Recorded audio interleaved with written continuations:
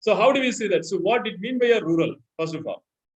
The rural, that is what we're saying about it, we stratify the society in terms of how internationally we stratify the society in terms of developed, developing, and underdeveloping. And the same way we stratify the society in the terms of rural and urban.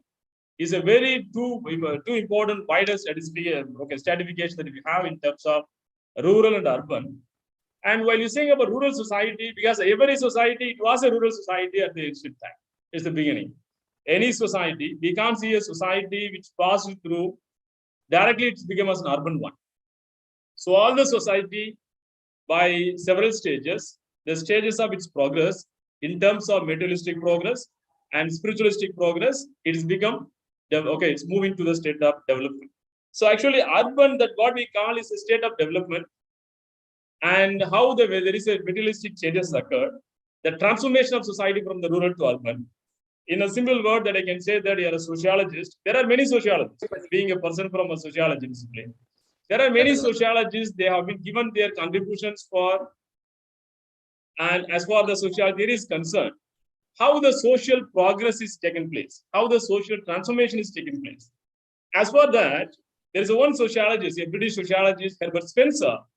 He used to call that the society social transformation into the 4 stages, a distinguished stages that he called that symbol society and compound society and double compound and triple compound.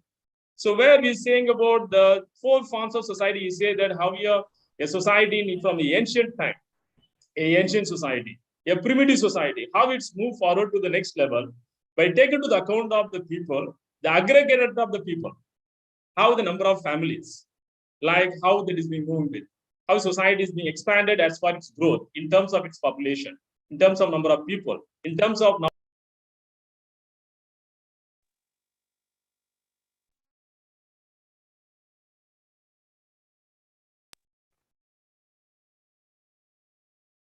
so we used to call that class and gotras. So where we try to see that how the groups and how the societies which tries to move from the one stage to the another, like what we call that simple compound and double compound, triple compound.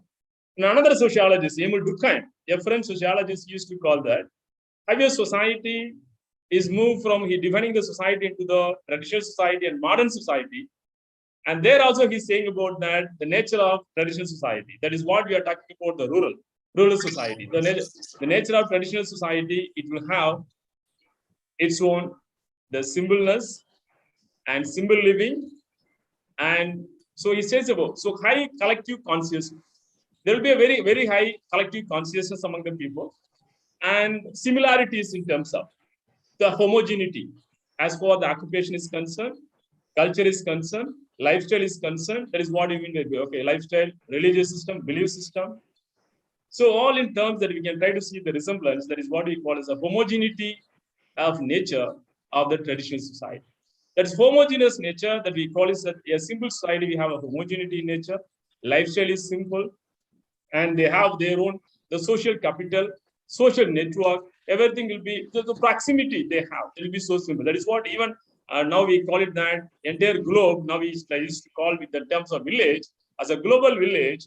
We mean that we have such a proximity of relations and how globally through the impact of information technology in the world. So such a proximity relationship is being there in the rural society.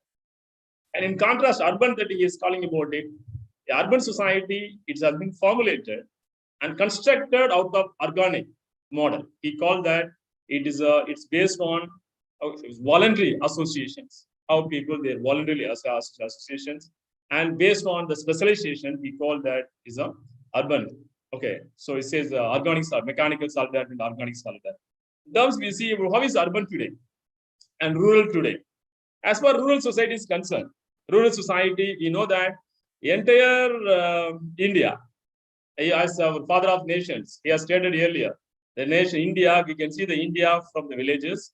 So we said the villages representing the nature of India. As he called, there's village India. But are we still in the state of village India? And how much that you have been changed? how much that you have progressed, what factor that has impacted on the village to have the progress. That is what we call as development.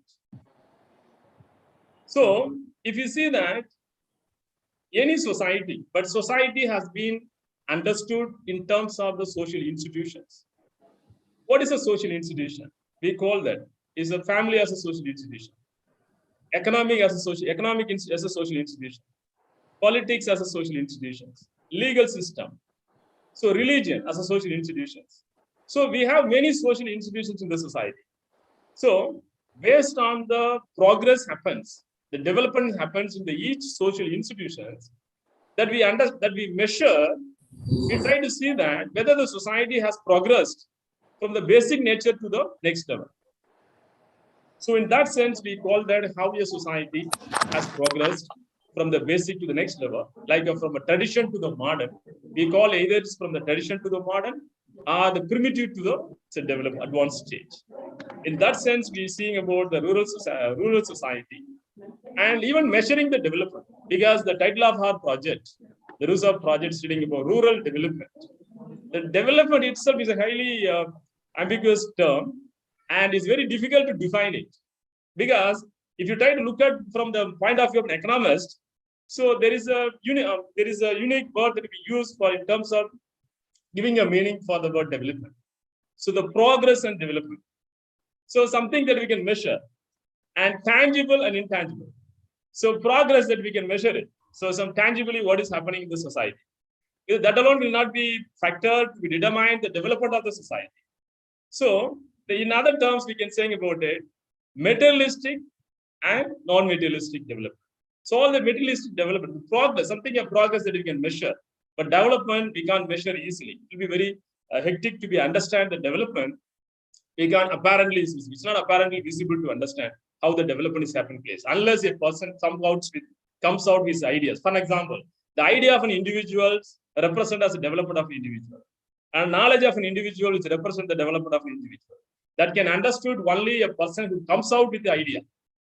But the progress that we can understand by like how plant scientists can measure the growth of the tree or a plant, it will be easily measurable. So progress and development is highly different.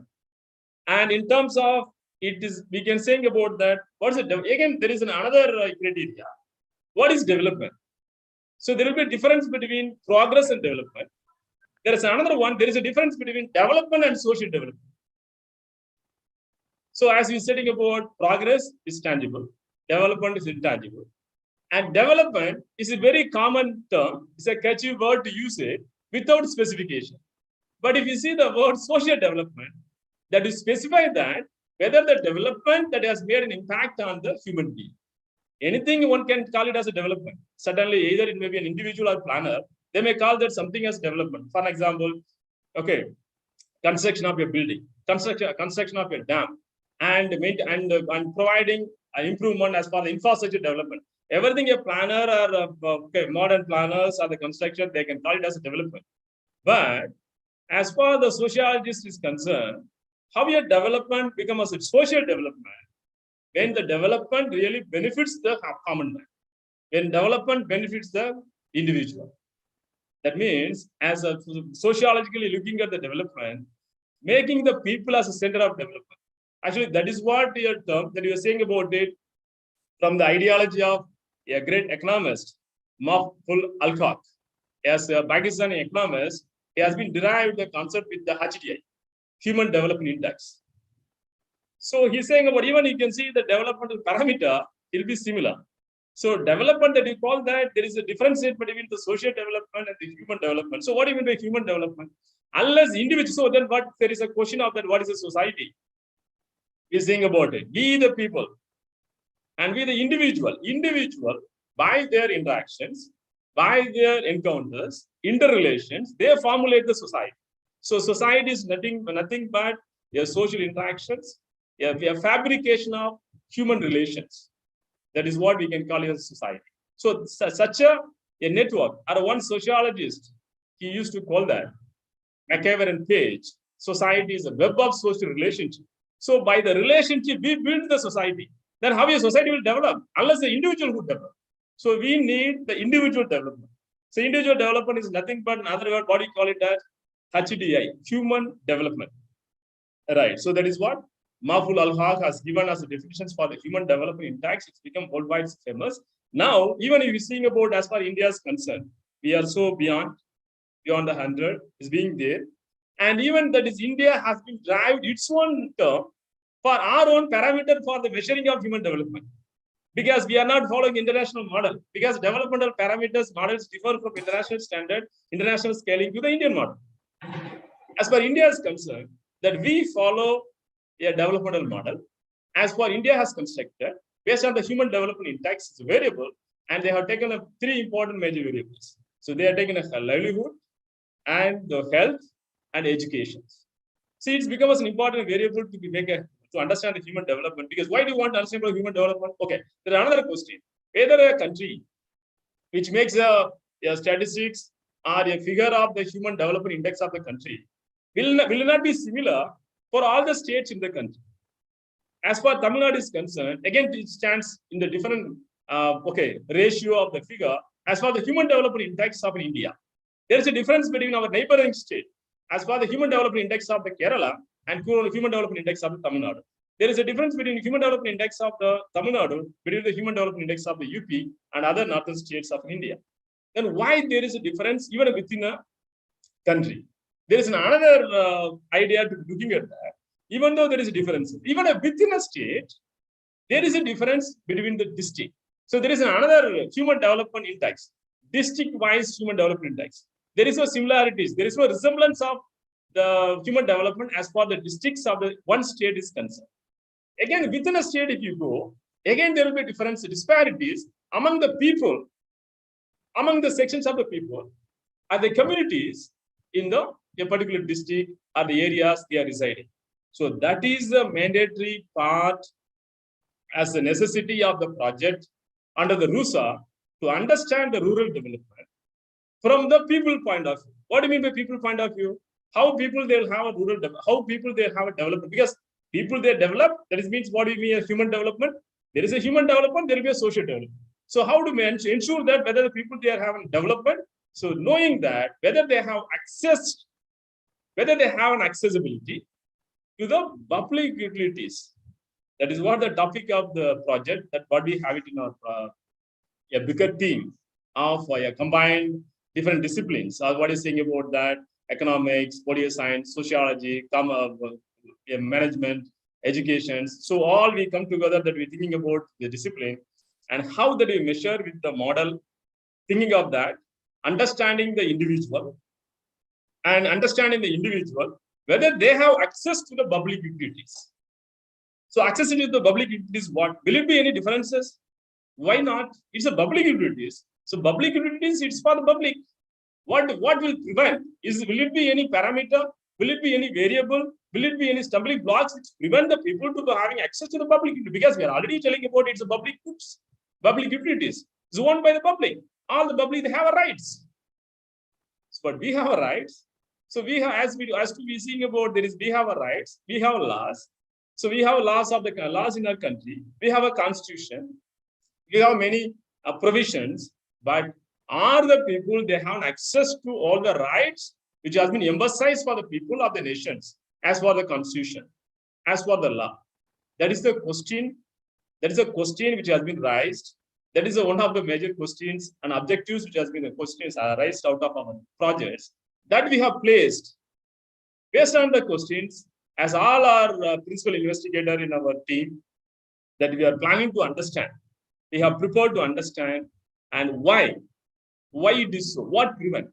When there is a policy, when we call it something as public goods, it has to be accessible to the people, to all.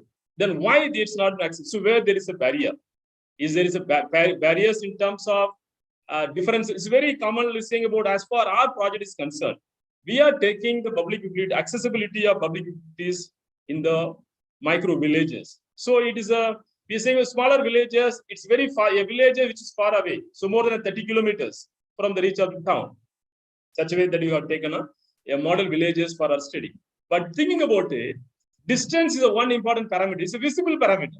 Everybody knows that something which is in distance, it's very difficult for the people to have access to. It's a very visible parameter. What about the other parameter, which prevents the people being having access to the facilities? So that is public facilities like drinking water, health, housing, sanitations, so provision of infrastructure, right, education, and all other welfare facilities. For an example, that we have a goods regarding their banking system, post office, transportations. So there are many, a number of public goods are there, public utilities are there. So we want to know that as per the project that we can have access to these things or not. So that is a very, very primary objectives of this project on the rural development and accessible to accessing to the public utilities by the smaller villages, people, those who are in the smaller villages. So it is very, pinpointedly developed. Really all our heads up to our professor, a senior professor of an economist, Professor Jyoti sir. So here, and has he's been modeled these projects in a way that we have to proceed further. So as for the development that we are saying about it, again, what is a rural? Again, what may be prevent? While we are trying to saying about that, what it may prevent the people from having access to these type of provisions, that where we can see that, for an example, yes, like, so what is a village? Then we try to go for the nature of a village. What is the nature of village? Again, what is the barrier? Everybody we know that there is a visible barriers are there. Even in the previous webinar, there is a lecture speaker they're saying about it. There are many invisible barriers are there in the Indian social system. Very important barrier, the casteism. The casteism is very important barrier. Is in the social category, as in the social system, that prevent. So the people from having access to the facility. It was there from ancient time. That is what even it was been acknowledged. It has been acknowledged by the previous speaker, by Professor Jayaranjan sir in the previous webinar also stating about it. How this type of the casteist holding, now it is being unfolded. Now people are all slowly moving out of the villages, now having access to the education, health, and other facilities. So all these things are there, what is being there. So how it makes the people to have, so people to have a, so why? So we're saying about that. So voiceless, how people they become voiceless. Even there are many villages, there are people still, we are talking about the development, still since we are all from the city, we won't bother about what else we happen. But practically speaking, still there are many, barriers. So we are saying about that exploitations happen in terms of, as what we are saying about, in terms of the prevalence of the systems which is being available in the Indian society, the villages. While as for the fieldwork experience, actually our team members, our other colleague, principal investigator, they have suggested us to speak about the field work and the field work related problem. That's another reason. While you're saying about the field work related protocol, having a field work in the rural India, it will be very difficult. Certainly, we know that. So, what is a preparatory method a researcher wants to have? So, what a researcher wants to have a preparatory method, for example, how to do about it, familiarity with the places, and so to having access to the place. So, is everyone know that? And the rural India, villages, and everywhere not been accessible. So there are some preconditions saying about as a researcher wants to have their stringent practices and reaching the places, undergoing the field work. And so the research, see, it's for our project. For the researchers that you wanted to be move with the field and we have to go for a study, it's not mandatory for the respondent to be wait for you, right? So getting combined with the respondent and making them their consent, having their consent, and so convincing them, that is what in a research methodology they used to call that reporting. How in a way in which a researcher will report with the respondent, it will be permit the researcher to get the data from the respondent. I hope that the time is up, and if you permit it, I'll go further. If the madam is ready, I'll stop here. Thank you so much, sir. It was an excellent presentation and overview about rural development. I think Brinda ma'am has joined. Ma'am is joined? Yes, sir. She joined. Finally. Okay, thank you. Kindly give the welcome. Yeah. Yes, sir. Kindly give the welcome address. Yes. Yes. So thank you. We can discuss in another video. Ma'am, good afternoon, ma'am. Good afternoon, afternoon. ma'am. Thank you so Welcome. much for giving me the opportunity. I just overheard a few aspects that you were mentioning towards the end. I think they are very, very relevant. A few Okay. things I'm going to highlight, but I think there's a lot of challenges that we are facing, and I Yes. think you've taken up a very, very good theme to work on. Yes. Good afternoon. Ma'am, shall we begin, madam? Yes, ma'am. Yes, sir. Yes. Okay. Ma'am, very good afternoon to you. And very good afternoon to all the respected dignitaries, those who are joined in the online line, and respected resource person, and our fellow PIs of the project, and our dear colleagues, and the student friends, those who are joined in the webinar and the workshop. So I'm really delighted to welcome you all for the one-day online workshop on the measuring the accessibility of public goods in rural areas. And actually, it's under the RUSA 2.0, Group 2, Theme 3 of the projects Rural Development, Accessing Public Utilities by the Micro Villages. And I'm really delighted to feel humbled to welcome our resource person, Professor Brinda Viswanathan ma'am from the Madras School of Economics. And ma'am is here to be deliver her talk on the social heterogeneity and public goods provisions. So very important topic, highly pertinent to know. I request Ramastri to mute your mic, please. I request please. I request all the participants to mute your mic while our guest speaker is on the white talk. So the topic that is really delighted to know the topic ma'am is delivering today, social heterogeneity and public goods provisions. So I'm here and to give a few words about our resource person of the afternoon sessions today. So with the thank you ma'am for being with the busy schedule, having kind enough to accept it for the invitation rendered from our team to be part of this webinar. Actually, madam, Professor Brinda Viswanathan, as we have an excellent resource person from that what we have from the Madras School of Economics. Right now, professor from the Madras School of Economics and from the December 2017. And while I read the brief CV of professor, really I don't know if I take to read it next line about this part.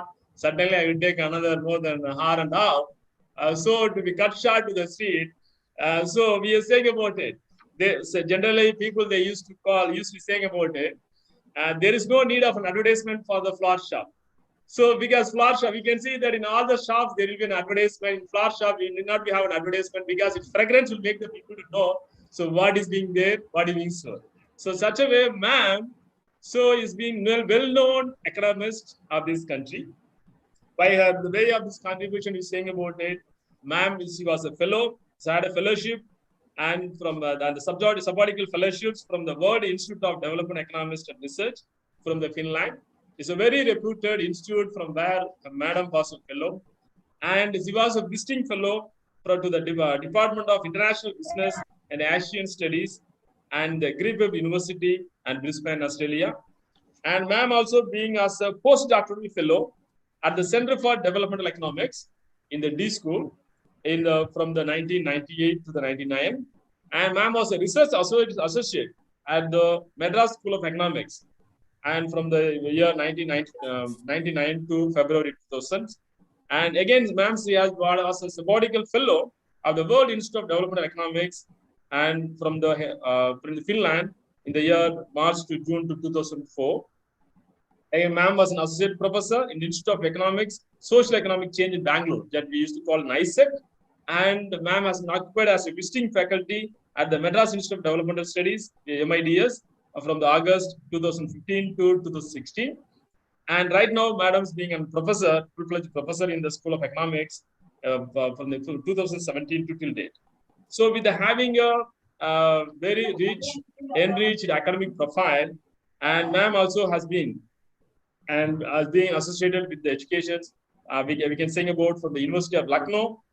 I am from the Indian Institute of Technology, Kanpur, in the year 1990 to 92, the masters, and ma'am has received a PhD the year 1998. So by the way, from the IGNO, from the Indira Gandhi Institute of Developmental Research, Indira Gandhi Institute of Developmental Research.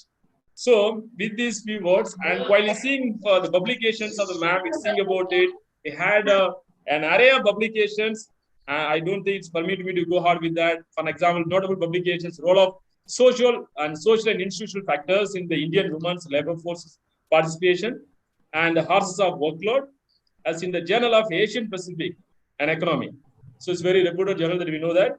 And the weather variability and agricultural productivity and farmer suicide in India, and nutrition and intake in the rural households in the participated in the farming system of this nutrition study. So like that, so while listening about, there are pertinent studies and the relevant studies ma'am has been published in the field of economics. And so she has also published some books on the work related to the child underweight, agricultural productivity in India, women malnutrition in India, and the measuring labor market economy, household level pollutions in India, child under so and gender parity in higher education enrollment, political cycles, and weather stockwards. So it seems that being not only a person from the field of economics, here ma'am has been cut across the different boundaries in all this and the major areas of social sciences which used to cover. So with the and ma'am also being attended several conferences and participated in several workshops and his lectures. It seems to be more than 100 innovative lectures and special lectures ma'am has been given as far academic span is concerned. So with a few words, really I don't want to be further. As for the dean, review articles, as for the ma'am review articles, members of the committee, very notable committees, which very famous, that used to call that agricultural economics, Asian population studies, economics, human biology, journal, human biology journal, Indian economic review, journal of Asian Pacific economy, journal of developmental studies, journal of and qualitative economics. So like that, a number of the economic the journals in which ma'am is being as an editor and being as an editor and editorial committee, and she's serving as a review activities for the journal. So with the high capacity, and I'm really humbled to be welcome you, ma'am. And I leave the floor to you to proceed further, madam. Thank you. Thank you so much, Professor Tamilarsan, for this very detailed introduction. I'm happy to be part of this particular session. And I'll just share my screen so that you will be able to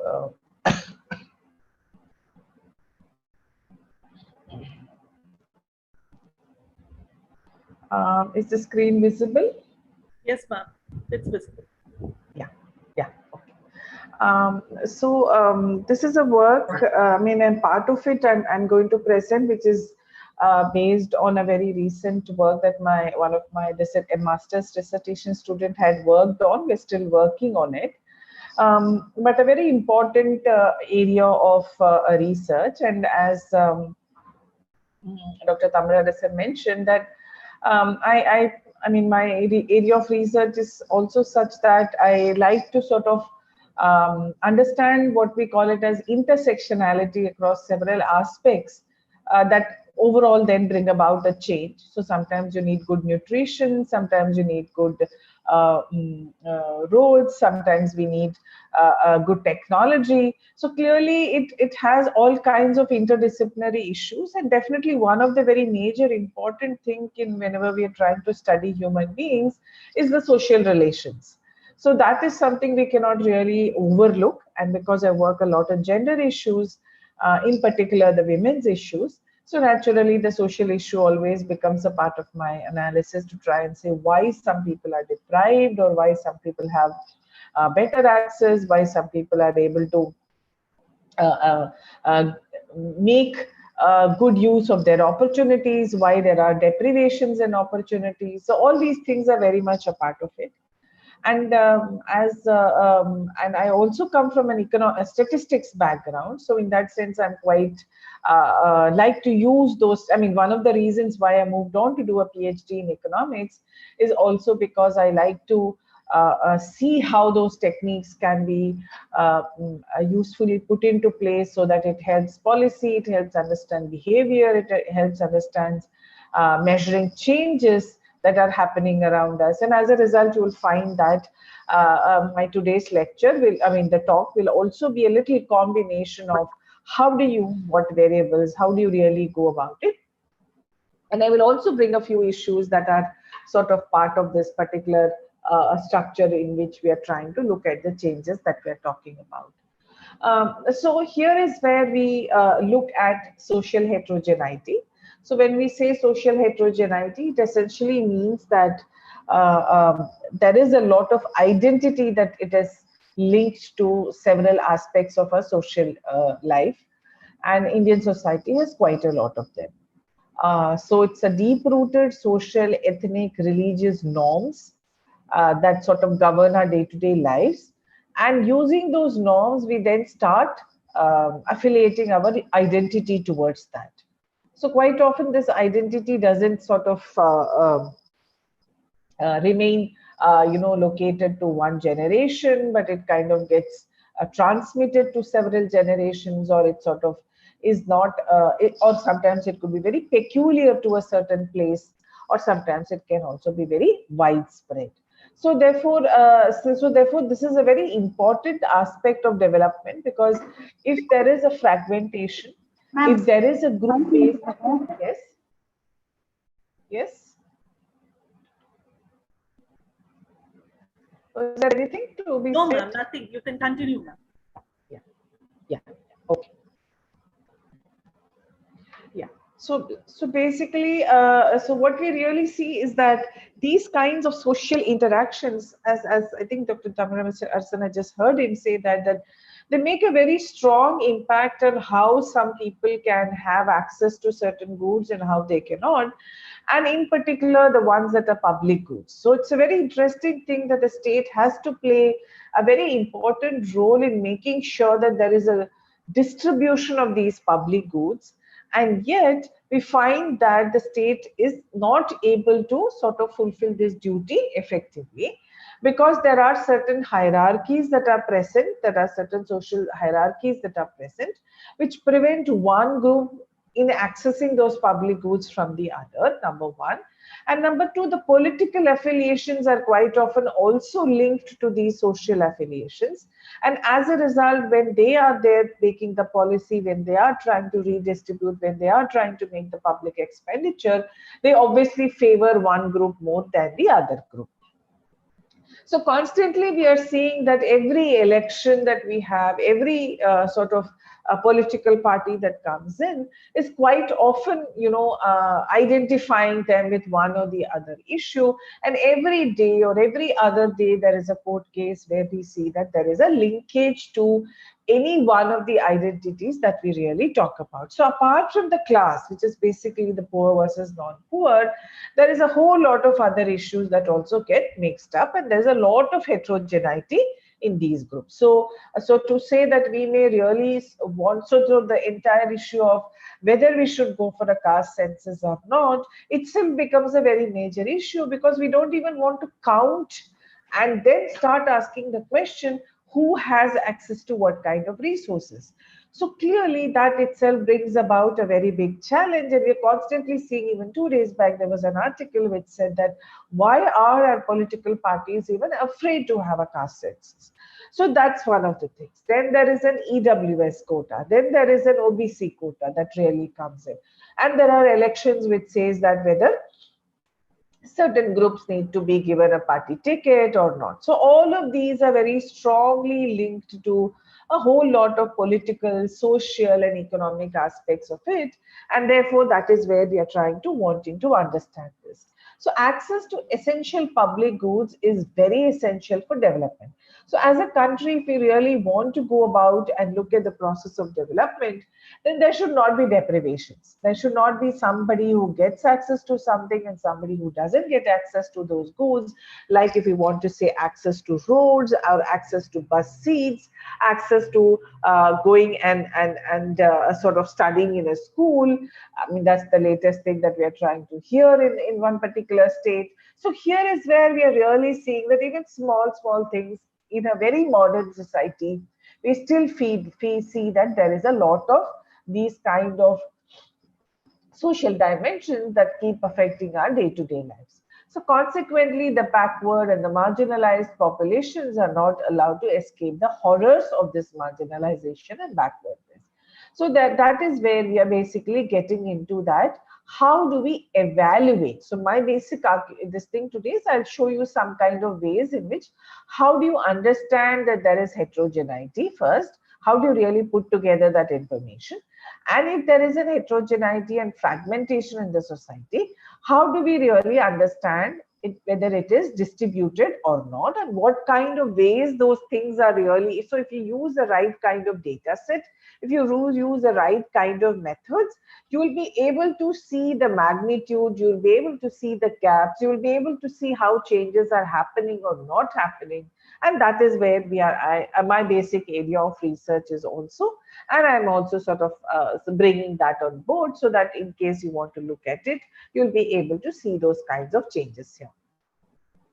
So one of the very early works in this particular issue was by Banerjee, Pandey and Iyer, who basically looked at the colonial Indian times, and they basically looked at several public goods as part of their study. And I'll just show you in a moment the paper, which basically not just looked at the caste, which does not look at religion, but it also looked at the areas which were ruled by the British, and certain districts which were not ruled by the British were still under the princely states. And within the British society, they were actually looking at two kinds of land policies. One where the Britishers collected the tax from the landlords, and in another case, the Britishers collected the tax directly from the agricultural workers, so agricultural landowners. So basically the cultivators. So here is where they basically see that when there is a landlord system which sort of comes as an intermediary, the landlords are themselves not working on the land, but they hire someone to work in the land. And in those regions, if you really bring in this intermediary landlord and they decide how much tax to be given to the Britishers, how much tax to be taken from the people who are working in their land, then that in turn determines a certain processes in place which undermines the provision of public goods like tanks, electricity, sanitation. And these people really try to study, and it's a very interesting historical work because they're trying to look at a very old historical problem and try and see what happens to it much later in 1991 in those regions where these kinds of economic arrangements were there. And interestingly, they also look at the caste census of 1931 and not the caste census, where there was a lot more heterogeneity of caste. And based on that, they try to then map it to the more recent times, try and ask about what happens to the issue here. So this is the original article here, and I'm basically talking about history, social divisions, and public goods in rural India. It's a very, very classic paper. And some bit of this work was done by Lakshmi Iyer when she was a PhD scholar under the now Nobel laureate Professor Abhijit Banerjee. And Professor Rohini Somanathan has always worked on this issue of inequality and so on. And she has also made a lot of contributions in this kind of area. So this work becomes quite interesting because people are really talking about a very historical phenomenon and how does this really look at it. So you can see that they have actually looked at the 1991 census data and used the very old 1931 census data in order to be able to try and look at the implications of that in that particular issue here. So now when we start looking at the 1991 census data, you will see how badly we were able to not provide public goods. So what they're trying to look at is they are looking at 391 districts in 16 major states, and they're looking at 26 categories of public goods. So here is where you can also sort of think of what are the things that are relevant, and I'll show you a couple of more examples as to how things we get in. Access to educational institutions, healthcare center, variety of water sources, electric power, transportation, communication. So all of these things are what they're trying to look at it as part of the public goods and trying to talk about it. Now, here is where they see that in 1991, 96% of villages in rural Kerala had medical facility compared to just 11% in rural Orissa. But what is also very interesting that even when they pick up one particular state like Andhra Pradesh, they found that less than 7% of villages in Visakhapatnam had middle schools, whereas 55% of the villages in Guntur had a middle school. So here is where you are basically also seeing that there's quite a lot of heterogeneity, and it just keeps continuing. You know, I'll show you another study in 2001 and also more recent studies is that the heterogeneity is really, really stark. And what we're really talking about is that we have to equalize the access to public goods, and we are asking how does the social heterogeneity that we see in a particular region actually stops in equalizing access to public goods. So that's the basic argument that you're trying to look at it. And probably you're also trying to study that if there are rural areas or villages which don't have access to one amenity, several amenities, then what are the hindrances to that? What are the blockages to that, and so on. So that is how we are trying to talk about it. But then we know that when we talk about access to public goods, the political economy also plays a very, very strong role in terms of how we are trying to look at it. So in 1991, they basically go and look at those districts and try to just divide the districts in terms of those which were fully under British rule. That's one of the things, and those who were not under the British rule, so they call them as non-British. And then in 1947, before we sort of got our independence, they also asked the question, among the British rule districts, there are some where a land tenure possibilities there. So they go and look at the historical records of all these states and find out that which were the districts where which were not under the landlord system, which were the ones which were under the landlord system. So clearly you are talking about also an arrangement which is kind of political and kind of economic, and therefore they basically ask the question, how do we really want to take a look at it? So here is where they look at caste, they look at economic status, and they sort of build an econometric model here. So here is where you're trying to look at an econometric model. So they look at a particular village, they look at a village level data set, and they're looking at the jth public good. So if the public good that you're trying to look at it happens to be the case of the ones in terms of the tap water, or it is about schools, or it is about roads, Pakka roads, or it's about houses. So all of these things you can really, of course, houses can be private goods, but we can really look at all those commodities that really classify as public goods, and the J public good, that's what it is. And then they're trying to look at it in terms of whether they put a dummy variable. All of us know that econometrics now, most of us use it so commonly. So they basically find that the dummy variable is actually 1 if it's a non-British village, and it belongs to district that was under non-British village. Then there is a non-landlord, and then they create an index of fragmentation. Okay, then they create an index of fragmentation, which is along the standard the fragmentation that comes in from. So in the year before the caste census, before the 1931 census, there was something like 185 major caste group that is listed. They sort of take it forward, map it to the 2001 district. So similarly, you can go to your region, pick up the subcastes that are available by the government gazettes, try and see and create an index of fragmentation. I'll talk about the index of fragmentation in a moment. And then they try and see that whether the public good, when you try to regress on this, whether the coefficient on fragmentation that you're trying to see here, this delta J, is statistically significant or not, after of course affecting for several other characteristics, whether it's a drought prone districts, it is a more urban district, or it is more rural. So things like that you can also really talk about, coastal district and so on. So you can have all those conditions put together and then really talk about whether this delta J coefficient is statistically significant or not. And if it is positive, then it has a positive effect. If it is negative, then it has a negative effect. That means if there is more fragmentation, then this coefficient is negative, which essentially means that it has a negative association with the provision of public goods in that particular village. So that's the very simple model, and you will see that in all the models. To another model also, we're going to see that that's the way it's sort of getting reflected in trying to talk about it.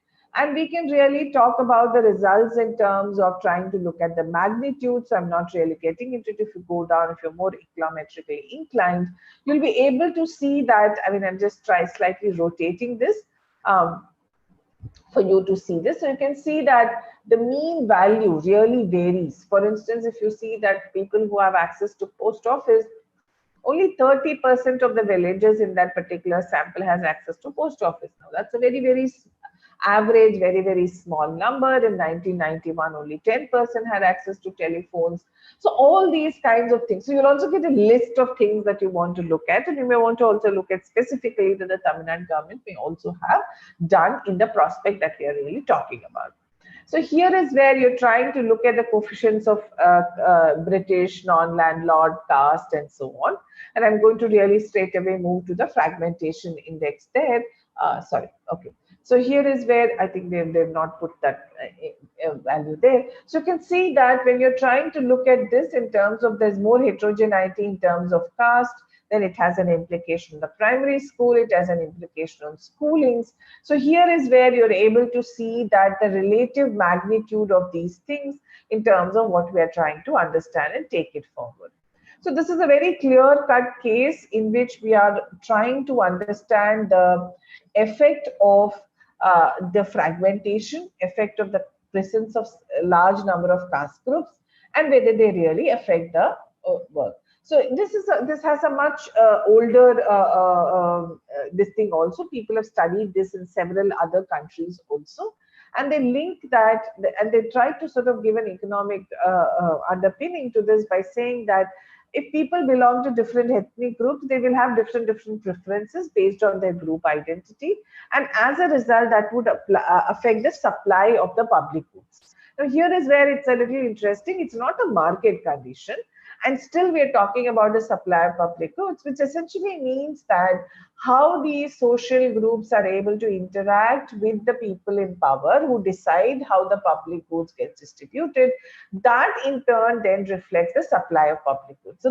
the public goods are actually coming from the state, and yet we're using a supply, and yet there is also a case where we can also see that people demand for public goods. The people come back and say, okay, well, there is no healthcare facility in my locality, and here is where we are having so many COVID cases, no vaccination has happened. So people will obviously come out and make a noise, and there's a demand for public good that the vaccination be provided. So that is how we are basically looking at the demand and supply as though there is a market force in place, but it's entirely in the public domain as far as the structure is concerned.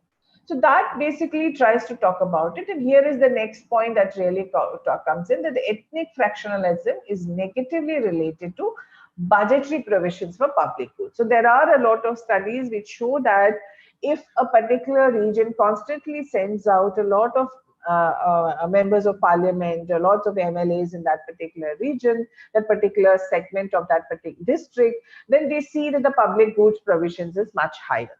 So that is where we are basically talking about a situation. And then there are a lot of studies which said, let us go and see what happens to those panchayats or those local bodies where there are reservations.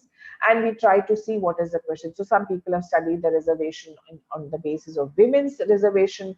Some people have tried to study the impact of reservation in the particular constituency or in that particular urban body or the village panchayat, and how does that then affect the provision of public goods. So if they find that if women are elected, Within the first 1 or 2 years, they work very hard to make sure that water comes to the village, electricity comes to the village. So there are clear cut studies that show these kinds of implications that women pay attention to.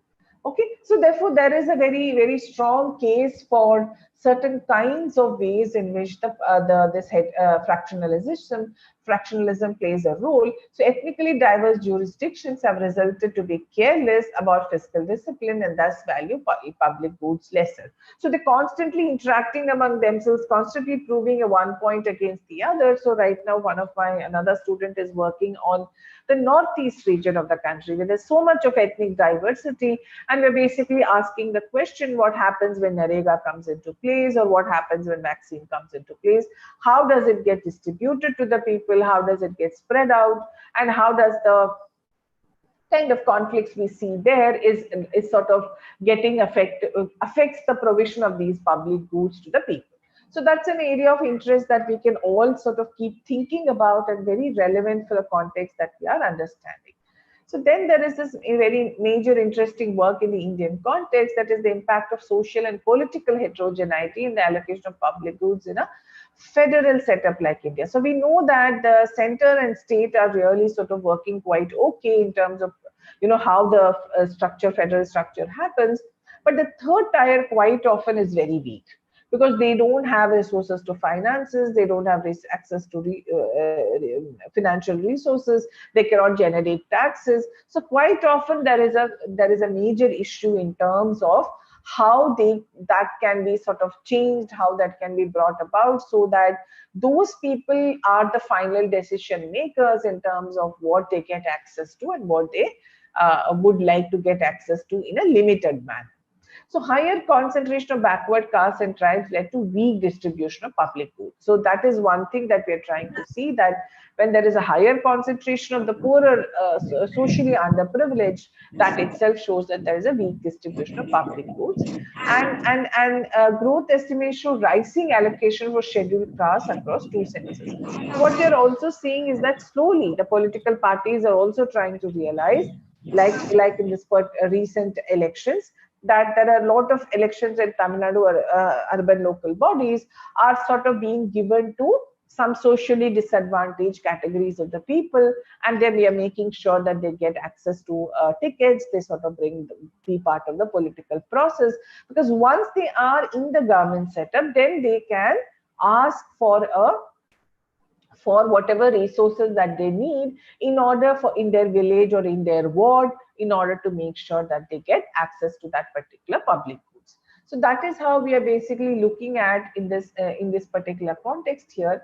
And this last one is a very recent study by Balasubramaniam et al., where they have tried to only look at the tap water, and they find that there is a very clear distinction that happens when we are really talking about it in terms of social groups, but religious heterogeneity is actually giving a mixed result. So when you see a lot more religious heterogeneity, they actually find it in some parts of the country there is a decreased tap water access, and in some other parts of the country there is actually an increased access to tap water when there is religious heterogeneity. So that means how the local political processes play an important role in order to be able to bring about the change. And that is where they say that sometimes collective action of small fragmented groups acts coherently and economically in providing resources than the same of large groups. So therefore what they find is that if you're able to break it up into small regions, and the small regions are having small ethnically diverse groups, then each of them will go and sort of interact amongst each other and try to sort of find a way to cohesively come up with a way to access public goods, is what they are trying to talk about. So let me just show you their work also. And this is a work that really is also very interesting. And this is where I'm going to talk about the ethnic fragmentation also. So here you can see that there is a whole lot of variation across cities, and their study only focuses on tap water, and they're basically looking at whether they have access to tap water or not. Then they're asking whether it is within the household or it is outside the household. So clearly you can see that even in 2001 census, when they were actually looking at, they're also working on rural areas. They're looking at a state like Andhra Pradesh, and they find that only 40% of the rural households have access to tap water.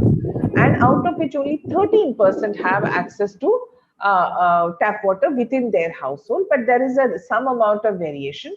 But you can see that the variations are sort of quite dramatic in terms of how the provision happens. So Tamil Nadu and Uttarakhand, they are supposed to be known for better provision of services. And you can clearly see that it's not inside the household, but to some extent the provision is actually happening outside the households. So here is where you can sort of see a whole lot of variation across states in terms of how we are trying to see the access to a simple public good like tap water, and then a slight variation in the context of what we are talking about. So they are basically also going back to the same paper by Banerjee and Somanathan, and then Banerjee and Pandey and others, which basically tries to mix the caste and the religion as far as the social groups are concerned. And they try to find out a combination of that to try and see the socio-religious impact of heterogeneity. So what do? They look at the socio-religious groups of heterogeneity and try to look at the information that comes in here. Okay.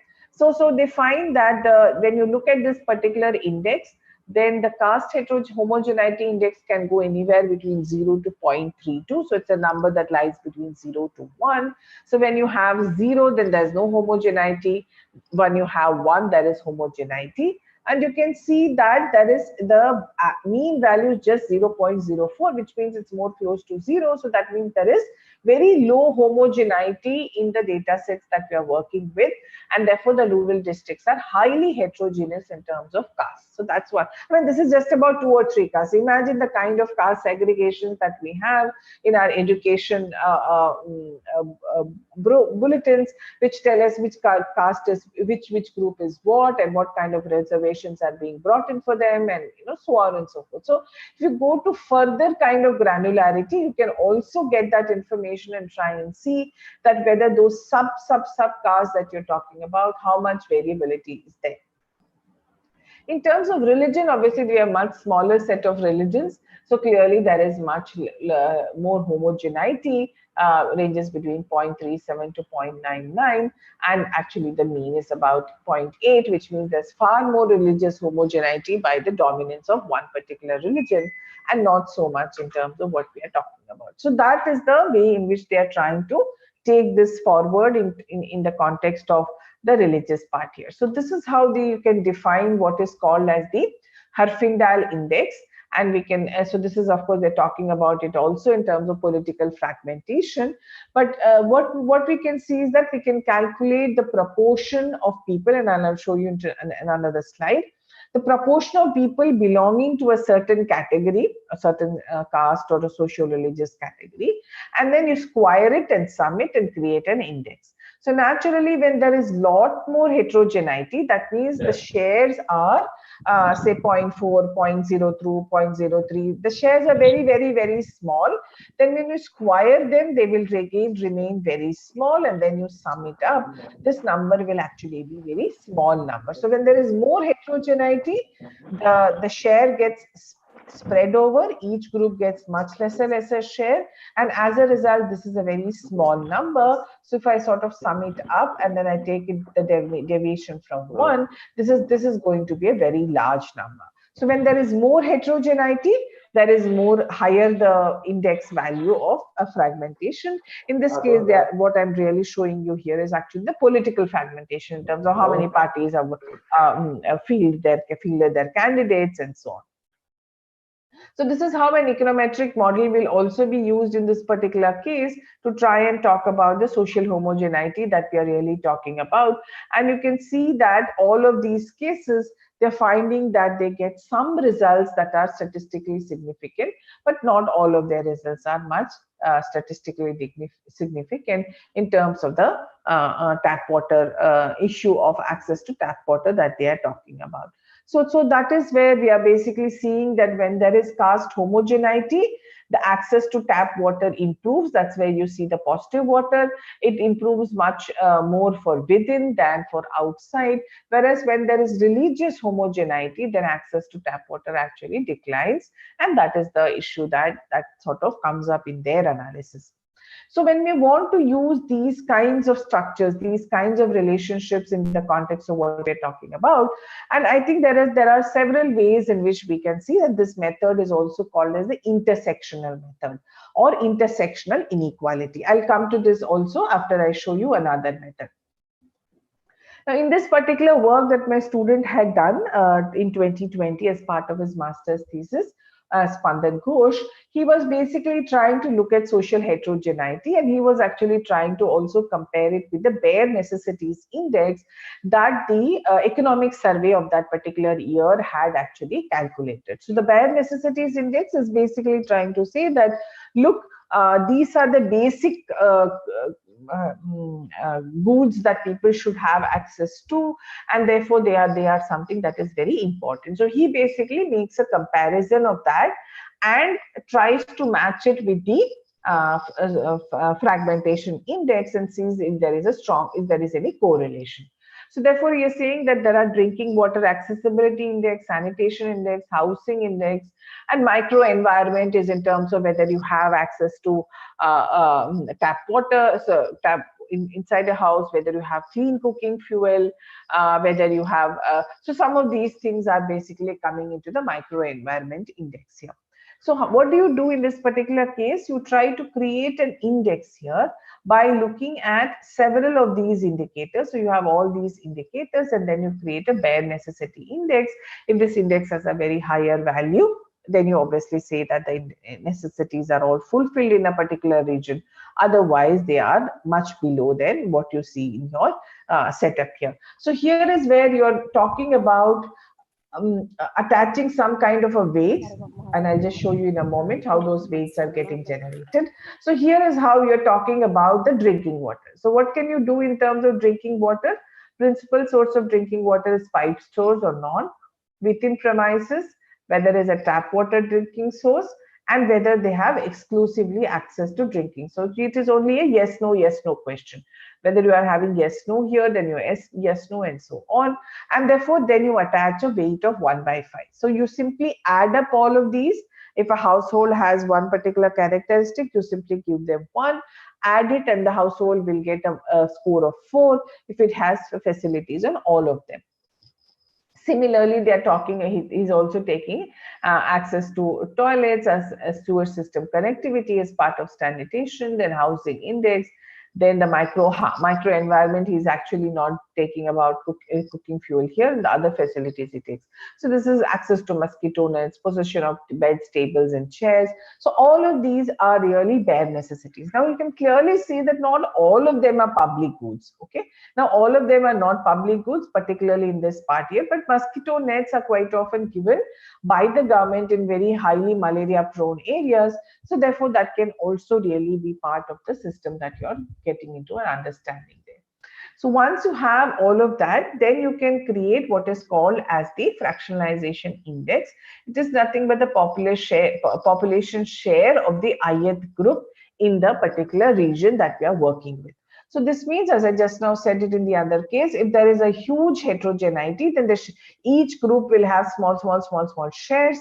We're going to square them, it's going to become even smaller, and therefore then we're summing it up. It's a small quantity. If you're going to subtract it from 1, it's going to be a fairly large quantity. So the fractionalization index is large, which means that there are a lot of ethnic groups, there are a lot more social groups that are there in that particular region, and therefore we want to see how the bare necessities index that is estimated here is actually getting correlated with this particular fractionalization index. So both of them move in the same direction, both of them move in the opposite direction, and this is something that is what is being addressed to here.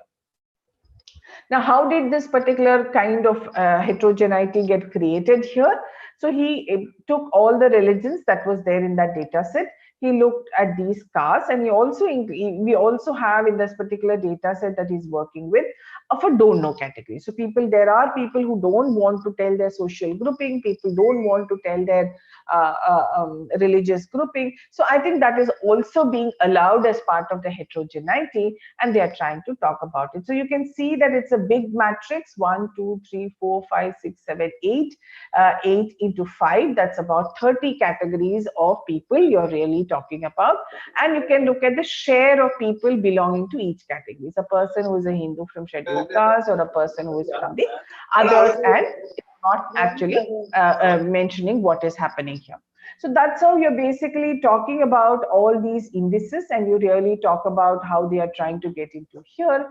And here is where you can see that when you're trying to look at the socio-religious fractionalization index here, the NFHS2 data, which was the 1998-99 data, and then you're trying to see that this is the 2014-15 data, you can see that the fractionalization index has actually not changed much in the country. Ma'am, okay, kindly check your volume, ma'am. Audio.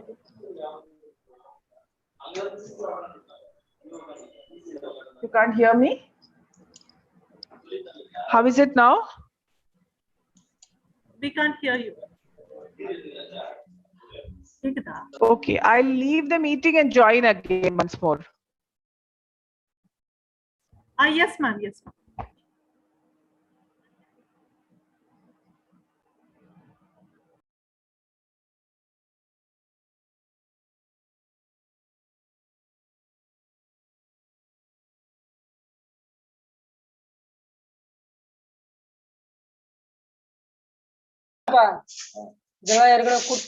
இந்த மாதிரி போடக்கூடாதான் எப்படி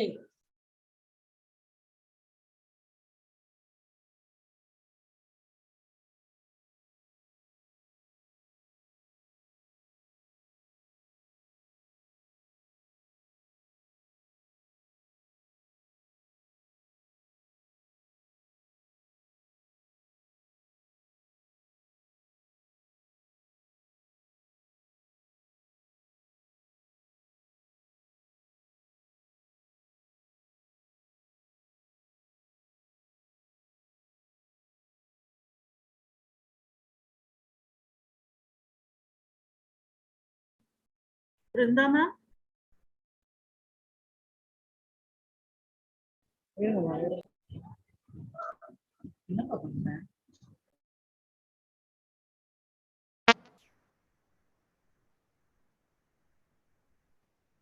Yes, ma'am. Can you hear me now? Yes, ma'am, please. Okay. So you can continue, ma'am. Yeah.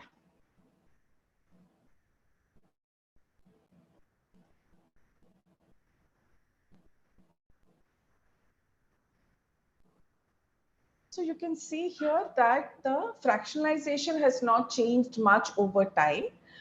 But what you are able to see is that the certain accessibility indices have actually changed over a period of time. So if you really look at the Economic Survey's Bare Necessities Index, then you can see that it's gone up from 0.4 to 0.6. So that's what you're trying to see here. The minimum value has also gone up to 0.26 from 0.13, and the maximum has also gone up from 0.79 to 0.85.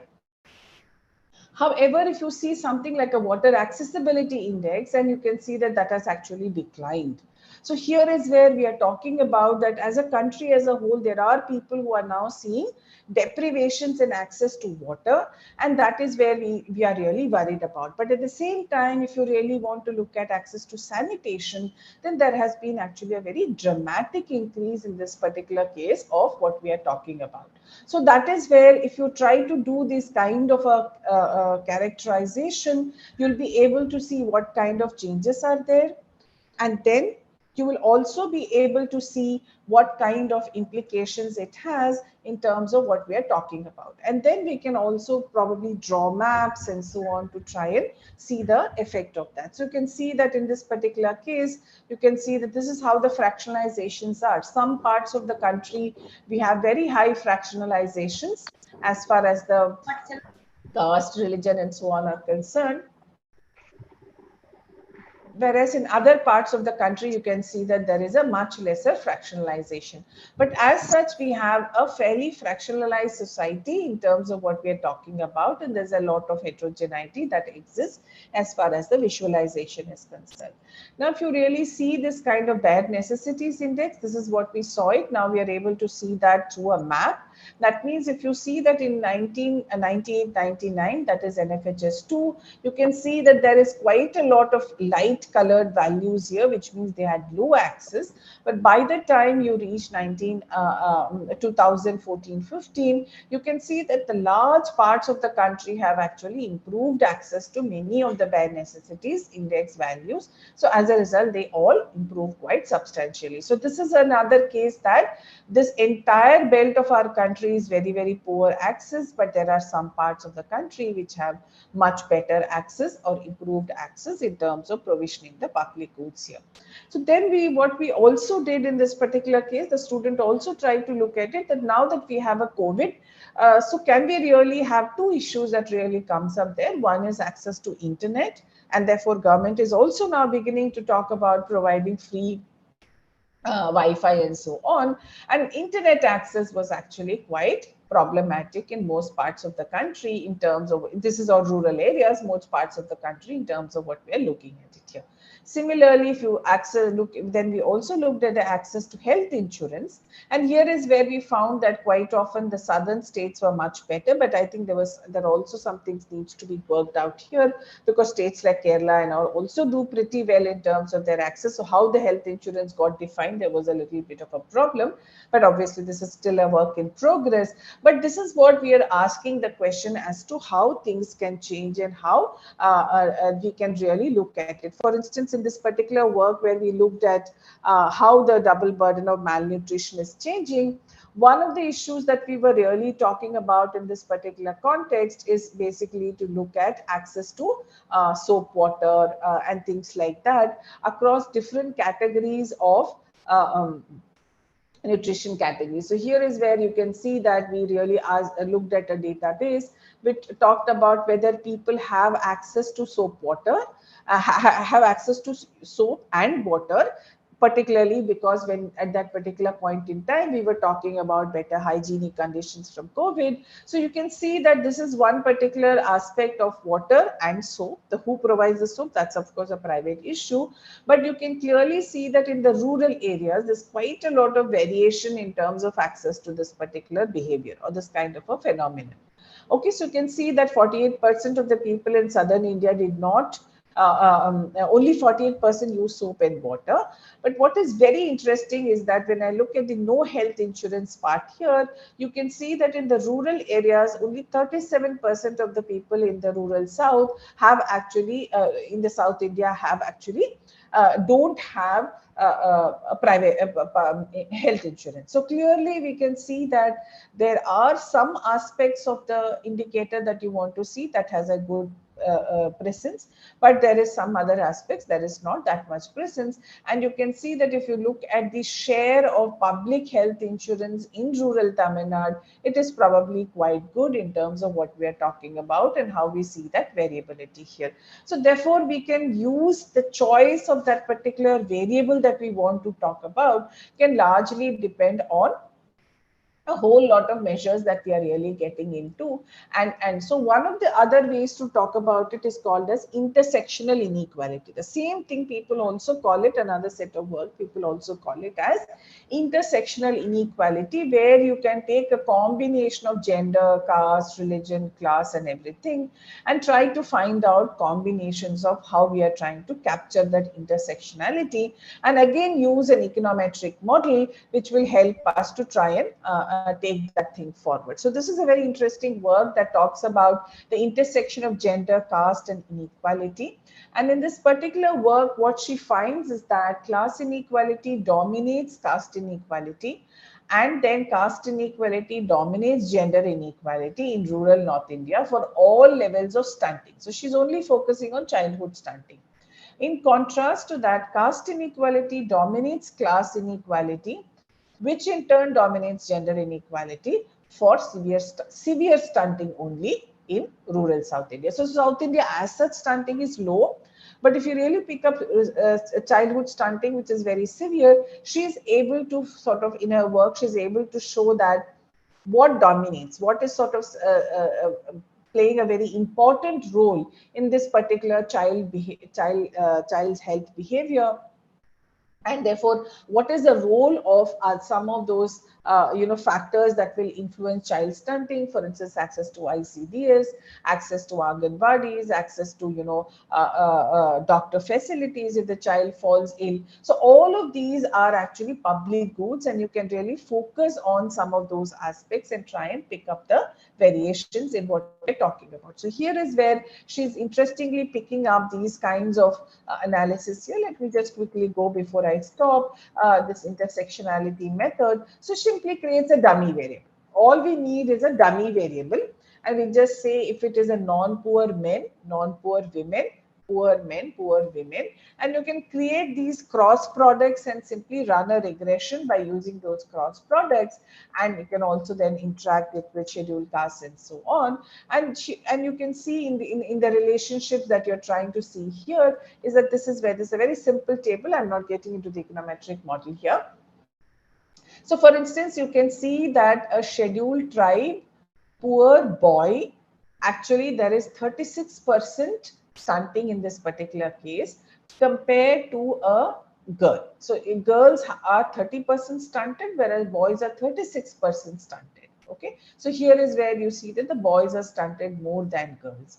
But when you come to the non-poor scheduled tribe girls, then they are about 25% stunted, whereas boys are less stunted. So here is where you're seeing a combination of the sex, the economic status, and the social status, and you are able to see. For instance, here there is no difference. There is no gender difference here.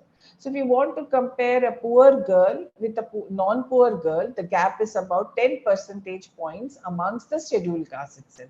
So within the scheduled caste itself, you're able to see some kind of a heterogeneity. And so you can also then start asking the question, what makes them better off? How did they sort of go about getting access to better health or changes that we are really talking about? So there are some cases where you see the gender gaps are smaller. In some cases, you see that the gender gaps are much higher, and it also depends on whether you're looking at severe stunting or moderate stunting. So this is how the author is basically doing some econometric results, and here is where they're also trying to make a comparison between North and South here. By looking at these magnitudes of these numbers, you'll be able to see that the girl from the South India is actually doing much better than the girl from the North India. She's also doing better than the boy from the North India and the boy from the South India as well. So this is how you can make those econometric models and make those classifications and try and talk about the nature of heterogeneity that you can measure, the nature of information that you can try to talk about. So either we can use index-based measures, which is what my student had looked at it and tried to find correlations, or you can make regression-based approaches to try and how the social heterogeneity interacts to provide worse of some, or it is actually having advantages also. Sometimes in certain parts of the country or certain parts of the state, there is a better reservation policy or a better public goods provision policy that is really playing a role, and that then makes a very important effect on the outcome that they are really talking about. So that's where I'll stop it here. I think we can take any questions in case you want to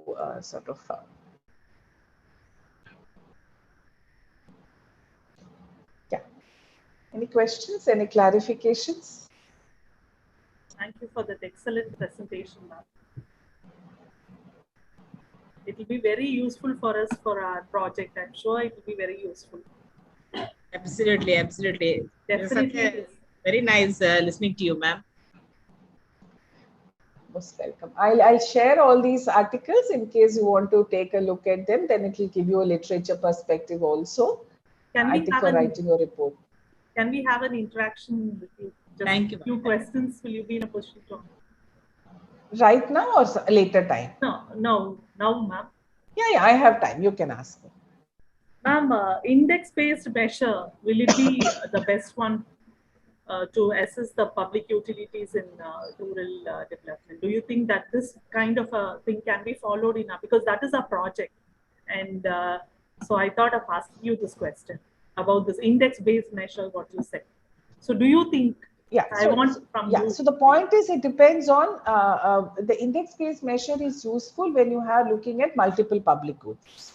So if you're really talking about several public goods, then you can, say whether they have access to it or not, or what percentage of households have access to it or not, and then you can create the index. And the index can, as I said, you can use the economic survey approach, or you can also use the principal component analysis kind of approaches also. So either of the two you can see, and then you can, draw a small map or a correlation matrix and see what it is. And you can also see very clearly whether there are, these social issues, right? Whether there are more caste-based groups in that particular region, or there's more political fragmentation. In another paper, they see political fragmentation. So make an association so that you will be able to see that what pathways are there for you to bring about the change. Thank you. Thank you very much. Yeah.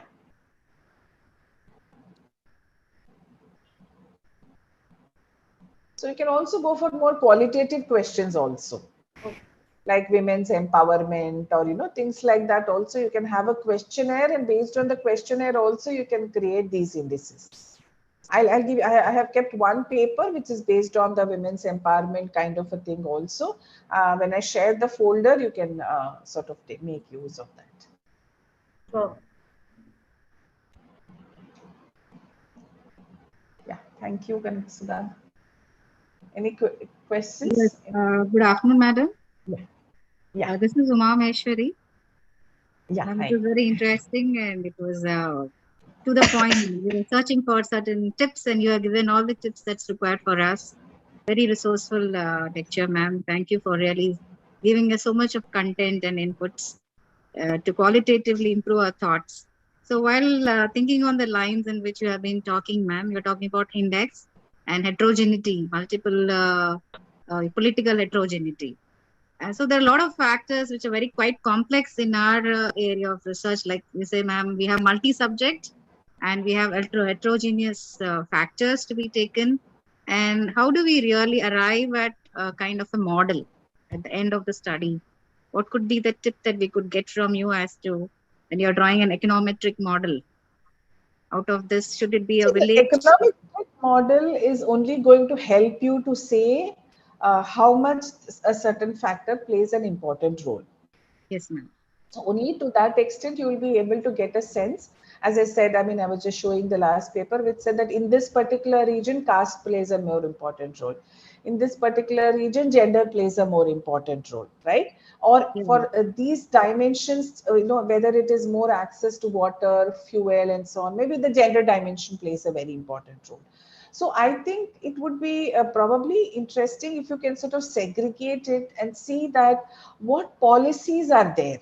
I mean, what policies are there which have which have either not reached the people, or which have actually brought which can be modified so that it reaches the people.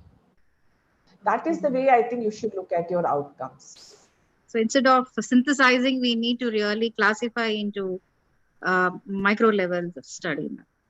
Yes, because what will happen is it will be easy for you to tell, which department should look at what, right? You can say that if it is largely water access, road access, infrastructure related things, then who needs to come in, what kind of things, and where money is required, where probably people's participation can only bring about the change. Everything is there, but people are not interacting enough to bring about the change, right? So Yes, things like that. For instance, if people are not telling they're sending the children to school beyond 8th standard, then even if there is a school, you cannot do. So there's something else you need there, right, in order to bring about the change. So I think you need to understand your local geographical region and probably come up with the ways to bring about the change. Thank you, ma'am. Thank you, ma'am.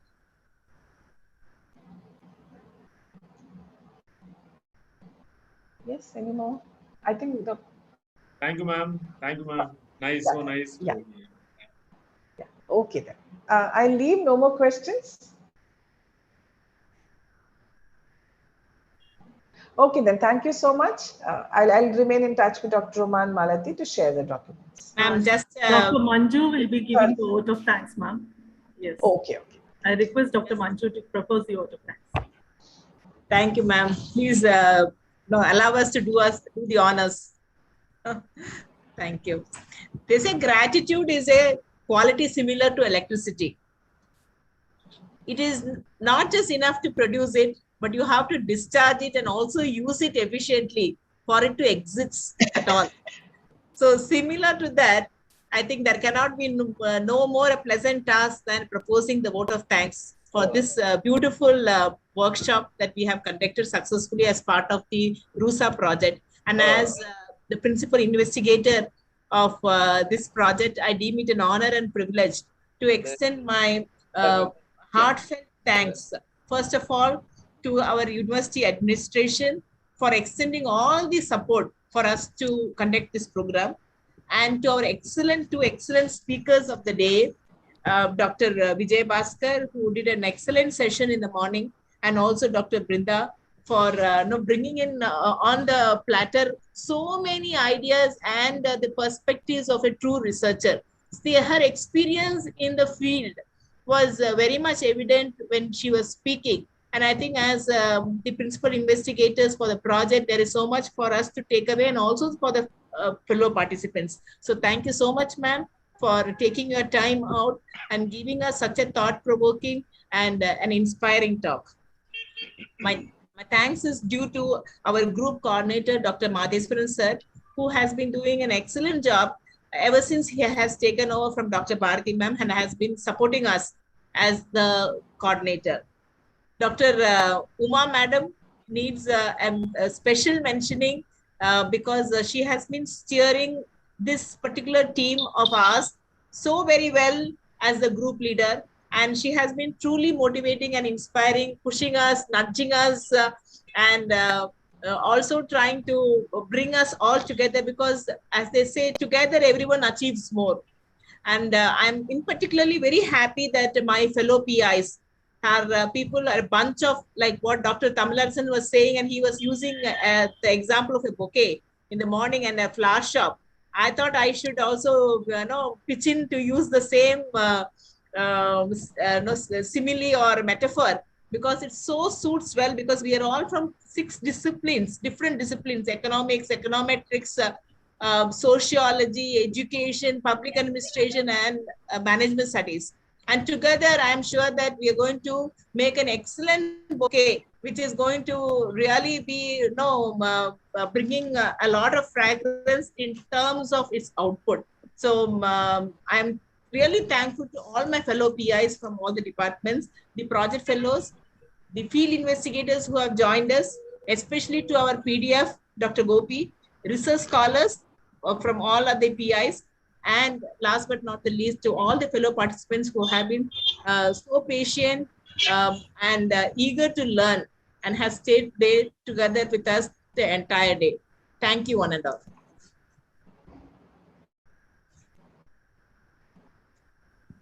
Thank you, Brinda ma'am. Thank you so much. Yeah, thank you. You're most Thank you, welcome. ma'am. Thank you, ma'am.